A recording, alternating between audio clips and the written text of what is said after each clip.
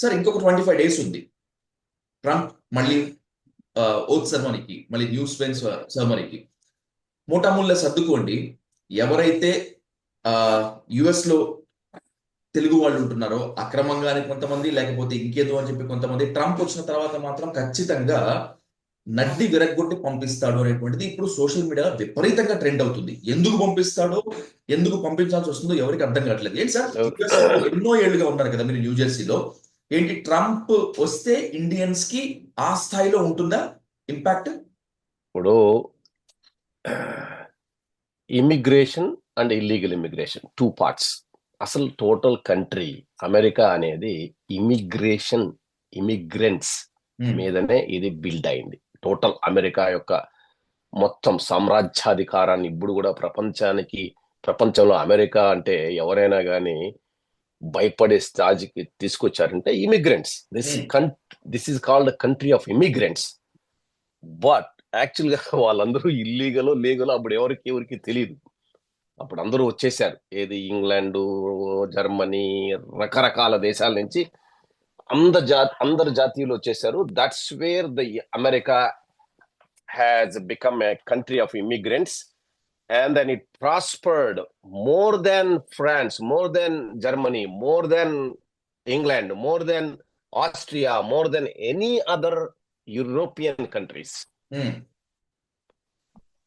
అప్పుడు జరిగింది ఇల్లీగల్ ఇమిగ్రేషనే. అంటే అప్పుడు లాలు ఏమీ లేవు. అంటే వాళ్ళు they think that's a land for opportunities, it's land నాదే అని వచ్చేసారు. ఒక్కసారి కంట్రీగా ఎస్టాబ్లిష్ అయిన తర్వాత లాస్ గీస్ అన్ని పెట్టిన తర్వాత, so then it came okay, what is the legal immigration, immigration ఏంటి అనేది వచ్చింది. ఇప్పుడు ఈ కంట్రీ ఇంకా కొన్ని కంట్రీలకు ప్రివిలేజెస్ ఉన్నాయి, కొన్ని కంట్రీలకు ప్రివిలేజెస్ లేవు. కొంతమంది వీసా వేరే కంట్రీ వాళ్ళు ఇక్కడ వచ్చి వర్క్ చేసుకోవడానికి కానీ రకరకాలుగా ఉన్నాయి. ఇప్పుడు see there are laws as placed after a while. నేను ఒక అమెరికాలో ఒక ఆల్మోస్ట్ ఒక 100 సంవత్సరాలు, 180 సంవత్సరాల నుంచి. So and it changes time to time. ఈ లాస్, ఇమిగ్రేషన్ లాస్ అనేటివి టైం టు టైం చేంజెస్ అవుతున్నాయి. కానీ అనాదిగా ఇల్లీగల్ ఇమిగ్రేషన్ మాత్రం అలానే జరిగిపోతుంది. ఇప్పుడు ఇల్లీగల్ గా ఈ వైట్స్ ఎవరు రావడం లేదు. మిగిలిన యూరోప్ కంట్రీస్ నుంచి చాలా తక్కువ, అసలు రారు. వచ్చే వాళ్ళందరూ ఎవరు ఇప్పుడు ఇల్లీగల్ గా? మెక్సికో, సౌత్ అమెరికన్ కంట్రీస్, వీళ్ళందరూ అంటే Spanish speaking people and Indians, Pakistanis ఏమన్నా వస్తే, ఒకవేళ నేపాలీసు, సో ఇట్లాంటి వాళ్ళందరూ వచ్చేస్తున్నారు ఇప్పుడు illegal immigration, other than whites or other than Europeans. మిగిలిన వాళ్ళందరూ ముస్లిం కంట్రీస్ వాళ్ళందరూ కూడా they are coming to illegal అంటే బాండు పత్రము ఏమీ లేకుండా, పేపర్ వర్క్ ఏమీ లేకుండా వచ్చేవాళ్ళు. ఈ సంఖ్య ప్రతిసారి అంటే ఒక ఇది 20 సంవత్సరాలుగా 30 సంవత్సరాలుగా జరుగుతున్న తంతే అలా అయిపోయి ఇక్కడ ఇల్లీగల్ ఇమిగ్రేషన్ గా వచ్చి అసైలం అని రకరకాల దారులు వెతుక్కొని ఇక్కడ పెళ్లిళ్ళు చేసుకోవడము, లేకంటే దారులు వెతుక్కోవడము, లేకంటే ఒకసారి పాఠం చేసేస్తారు. ఒక 10 ఏళ్లకు ఒకసారి ఎవడో ఒక ప్రెసిడెంట్, పోండ్రా మీరు ఇన్నేళ్ళ నుంచి పేపరు పత్రాలు లేకుండా మీరందరూ సిటిజన్స్ అంటారు. అట్లా చాలా సార్లు జరుగుతూ ఉండేది. కాకపోతే ద ప్రాబ్లమ్ ఈస్ ముఖ్యంగా మిడిల్ ఈస్టర్న్ ఈ ముస్లిం కంట్రీస్ నుంచి కానీ, ఐ థింక్ నేను ఒక ముస్లిం ఒక మతాన్ని కానీ దాన్ని కానీ బట్ ఆ కంట్రీస్ నుంచి వచ్చినప్పుడు వీళ్ళకు టెర్రరిస్టిక్ థ్రెట్స్ తో పాటు వెనిజులా ఇట్లాంటి కంట్రీస్, ముఖ్యంగా స్పానిష్, క్రైమ్ రేటు పెరిగిపోయింది, భయంకరంగా పెరిగింది crime rate. This is alarming. ఆ క్రైమ్ రేటు వలన ప్లస్ ఎకానమీ కూడా చాలా భారం అయిపోయి కూర్చుంది. ఎందుకంటే వీళ్ళందరూ వస్తారు, వీళ్ళకందరికీ ఏదన్నా ఆసుపత్రి పాలైతే ఆసుపత్రి ఫ్రీగా ట్రీట్ చేయాలి. ఆసుపత్రులు ఫ్రీగా ట్రీట్ చేయాలి కొన్ని లక్షల మందికి, కోట్ల మంది కంటే. ఇప్పుడు ప్రైవేటు వ్యవస్థ చేతుల్లో ఉన్న ఆసుపత్రుల్లో ట్రీట్ చేస్తే వాడు మునిగిపోతాడు, గవర్నమెంట్ మునిగిపోతుంది. ఎట్లా మునిగిపోతుందంటే వాడికేమో ఎక్కువ మంది అయిపోయి డాక్టర్ల మీద బర్డన్ అవుతుంది. గవర్నమెంట్ ఏమో, ఫెడరల్ గవర్నమెంట్ ఏమో వీళ్ళు ట్రీట్ చేసిన దానికి వాళ్ళకి బిల్లింగ్ చేస్తాడు, ఎవరు? ప్రైవేటు వ్యవస్థడు. సో ఇట్లా this is just an small example I'm giving because, and also culture change అవుతాను. అంటే ఇప్పుడు నేను ఒక ఒక బిల్డ్ అయిన నేషన్ కొన్ని ప్రామాణికాలు, కొన్ని కల్చర్ ఈజ్ వెరీ ఇంపార్టెంట్. అంటే వర్క్ కల్చర్ కానీ, వర్క్ ఎథిక్స్ కానీ, ఇవన్నీ కూడా, ఇవన్నీ ఈ రోజు అమెరికాను ముందు పెట్టడానికి కారణము ఈ రెండు, వర్క్ కల్చర్, వర్క్ ఎథిక్ ఉమ్, అవి మారుతున్నాయి పూర్తిగా. దానివలన ఎకానమీకి దెబ్బ.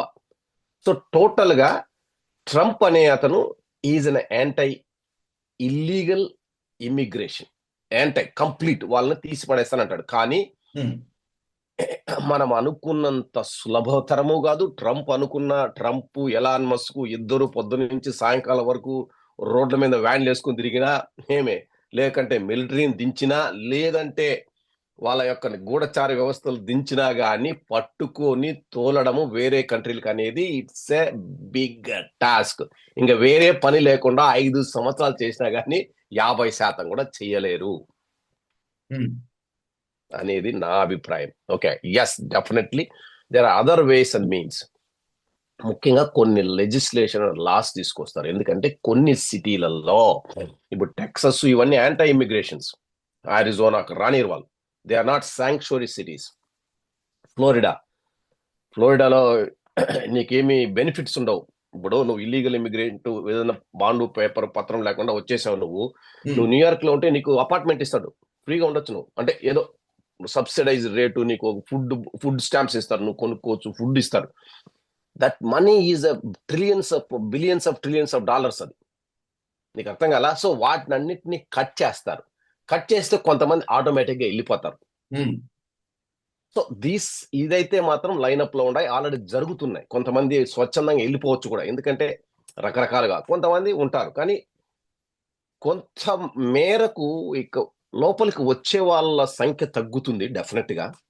గోడలు దుంకి డాంకీ నీకు తెలుసు కదా, మన అవును సార్, అవును. డంకి చూసావు, సినిమా చూసిన ఉమ్, అట్లాంటి వాళ్ళ సంఖ్య తగ్గుతుంది. అంటే కంప్లీట్ గా ఇది కాదు. బోర్డర్స్ మూసేస్తే ఆ సంఖ్య ఆల్మోస్ట్ మనం 10% వరకు రావచ్చు. ఇప్పుడు 100% లో ఉందనుకున్నాము డెమోక్రాట్స్ ఉన్నప్పుడు, ఉమ్, ట్రంప్ ఉన్నప్పుడు.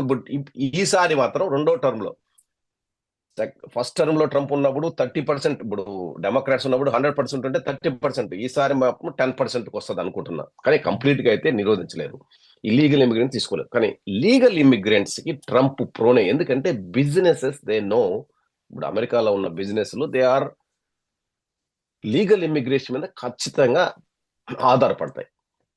ఎందుకంటే they need a people, skill ఉన్న వాళ్ళు కావాలి, హ్యూమన్ రిసోర్స్ కావాలి. Yes, definitely there is no way that they completely ban legal immigration. And also legal immigration ఇంకా సులభతరం చేసే అవకాశాలు ఉన్నాయి. అంటే ఇప్పుడు లీగల్ ఇమిగ్రేషన్ లో ఈ ఫెడరల్ గవర్నమెంట్ లో కరెక్ట్ గా చెయ్యలేక, ఇప్పుడు నేనున్నాను, H1 మీద ఉన్నాను, H1 ఇంకా రకరకాల గ్రీన్ కార్డు కోసం 10 సంవత్సరాలు 20 సంవత్సరాలు వెయిట్ చేసేదాన్ని కాకుండా, they want to stream line, మొత్తం ఆ ప్రాసెస్ ని స్ట్రీమ్ లైన్ చేస్తున్నారు. I think that's benefits the legal immigrants. అంటే టాలెంట్ ఉన్నవాడికి ఏమే, లీగల్ గా ఉన్న పేపరు బాండు పత్రం పట్టుకొని వచ్చిన ఈ అమెరికాకు వచ్చిన వాళ్ళకి సులభతరమయ్యే అవకాశాలు ఉన్నాయి. ఆ ఎంప్లాయీస్ వీళ్ళని అంటే ఎంప్లాయర్స్, అంటే ఇప్పుడు ఎవరైతే ఈ లీగల్ ఇమిగ్రెంట్ ఉన్నారు కదా, వాళ్ళందరికీ కూడా మంచిగా ఉంటది. అంటే ఓకే, ఇప్పుడు పేపర్ వర్క్ సులభతరం అయిపోతే నీకు అది పెద్ద తలకాయ నొప్పి. ప్రతి ఒక్కడు ఇక్కడికి వస్తాడు, పనితో పాటు ఆర్గానిక్ గా జెన్యున్ గా ఎవరైతే రావాలనుకుంటారో, ఎవరైతే అక్కడ ఉంటున్నారో వాళ్ళకి ఎలాంటి ప్రాబ్లమ్స్ అయితే ఏమి ఉండదు. అంతే కదా సార్? 100%. ఉమ్, ఎస్, 100%.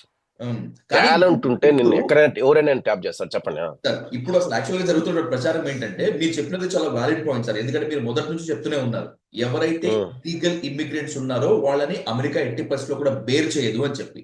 కానీ ఇక్కడ జరుగుతున్న ప్రచారం ఏంటంటే, ట్రంప్ వచ్చినటువంటి తర్వాత మొత్తం అంతా లీగాలిటీస్, లెజిటిమేట్స్ మొత్తం అంతా మారిపోతాయి. ఎవరైతే ఆర్గానిక్ గా జెన్యున్ గా రావాలనుకుంటున్నారో కూడా వాళ్ళకి ఇబ్బంది అవుతుంది.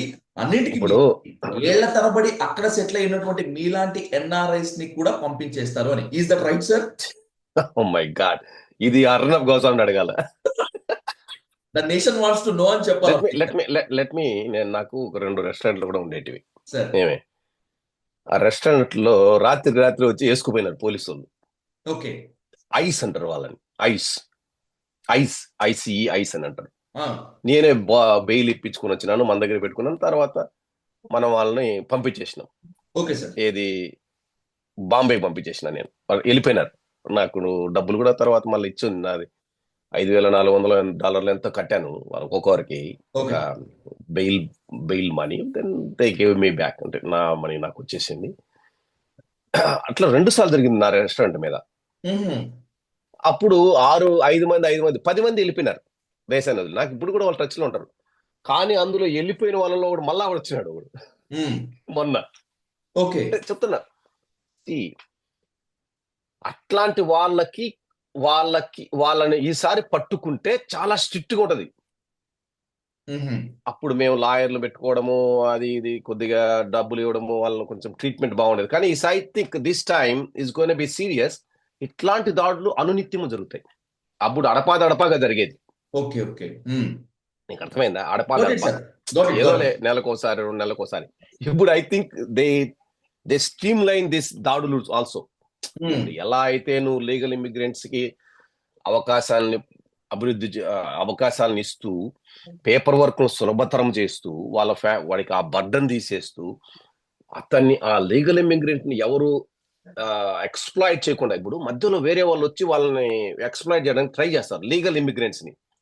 కొన్ని కంపెనీలు పే చేయడము, లేకంటే నీ గ్రీన్ కార్డు డీలే చేయడం, ఇట్లాంటివి లేకుండా వాడికి స్వాతంత్ర స్వేచ్ఛనిస్తూ అటువైపు ఒకటి తీసుకొచ్చేది.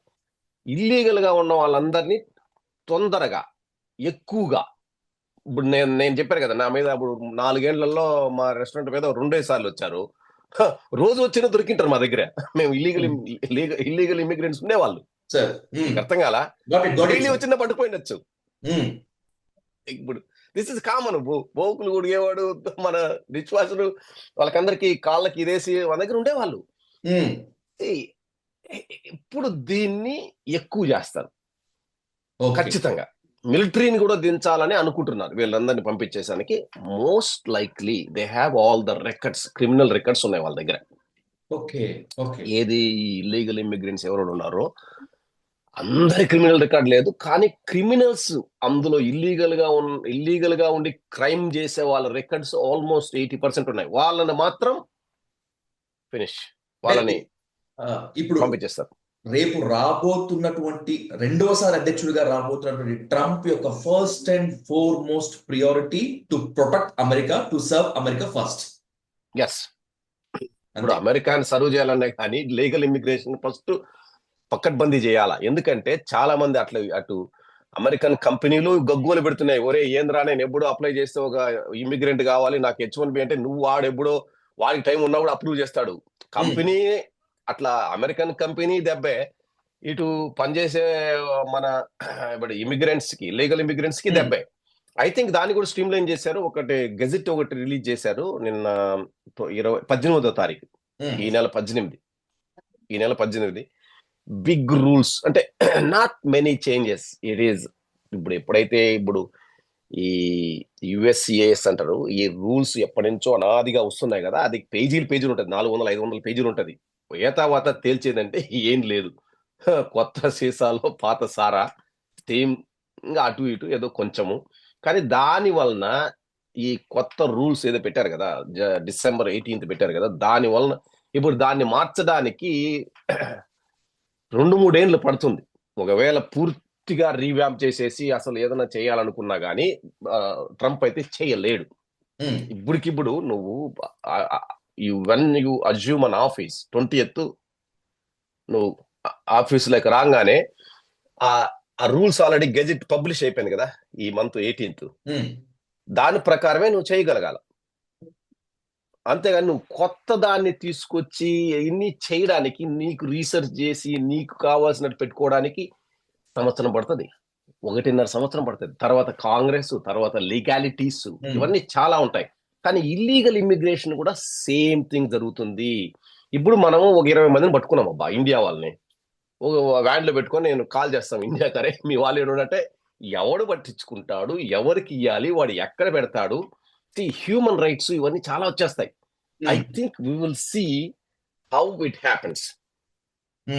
But they are determine. ఇప్పుడు ట్రంప్ అయితే ఇల్లీగల్ ఇమిగ్రెంట్స్ ని పంపించాలని ఉంది, కానీ అది కూడా సుజావుగా సాగుతుందా అనేది నాకు పెద్ద డౌట్. ఎందుకంటే there are few tens of countries, ఇప్పుడు హోండురాస్, బ్రెజిల్, ఇప్పుడు రకరకాల మెక్సికో, ఎక్కడ పంపిస్తావు? ఓకే, పట్టేసుకున్నాం అబ్బా, మా దగ్గర ఉన్నారంట, దానికి ఫ్లైట్ ఖర్చులు మనం పంపించడానికి ఓకే, అదంతా ఒక ఎత్తు అయితే అక్కడ రిసీవింగ్ కంట్రీ ఒప్పుకోవాలా? వాళ్ళు ఏడుంటారు అంటే మధ్య లింబో ఆకాశంలో తిరుగుతుంటారా? వాళ్ళు మాకు వద్దంటే అంటే ఆ కంట్రీ కొన్ని, ఇప్పుడు ఇక్కడ నుంచి వెళ్ళిన వాడికి కొన్ని వసతులు కల్పించాలి ఆ కంట్రీలు. ఇప్పుడు మనం ఇండియా నుంచే నువ్వు వచ్చేసావు అబ్బా అమెరికాకి, ఇక్కడ 10 ఏళ్ళు ఉన్నావు, నేను ఇల్లీగల్ గా పట్టుకొని మన ఇండియాకి పంపిస్తే వీడు క్లెయిమ్ చేస్తాడు, నాకేం లేదు, నేను అనాథ, అన్ని పోగొట్టుకున్నాను, నాకేమన్నా చేయండి అంటే, అప్పుడు అమెరికా అడుగుతారా వీడికి ఏదన్నా కూడు గుడ్డ వసతి ఏమన్నా కల్పించగలుగుతావు అని అడుగుతుంది. వాడెక్కడి నుంచి ఇస్తాడు? అంతే సార్. అవును. See it is a big, మనం అనుకున్నంత, మనం ఈజీగా తమ్మునేలు చేసినంత ఈజీ కాదు పట్టుకొని పంపించేయడం. అది స్టోరీ. Right sir. సో ఇది స్థూలంగా ఇప్పటి వరకు చాలా ఎన్నో అనుమానాలు ఉన్నాయి, ట్రంప్ వస్తే ఏం జరుగుతుంది ఏంటి అనేటువంటిది. Thank you so much for the clarification. ఇంత క్లారిఫికేషన్ ఇచ్చినందుకు. మళ్ళీ ట్రంప్ అమెరికా అధ్యక్ష పదవి చేపట్టిన తర్వాత ఏదన్నా ఉంటే అప్పుడు దాని మీద మళ్ళీ డీటెయిల్ గా మాట్లాడదాం. ఎందుకంటే బికాస్ ఏదో నిన్న మొన్న వెళ్ళినప్పుడు కాకుండా you went long back, nearly ఒక 25 years బ్యాక్ మీరు వెళ్ళి అక్కడ ఉన్నప్పుడు దానిపైన సమగ్ర అవగాహన ఉంది కాబట్టి will wait for your analysis. Yes, let's see how it pans out. Nobody knows, even including Trump. Exactly, sir. Yes, he is speaking all the time. Nobody has an idea how it can be solved. This is a puzzle. Let's see. I think definitely they are determined this time to go after it. Done, sir. Thank you, sir. Thank you so much. Right. Thanks for Okay. joining. Thank you. Thanks. Thank you.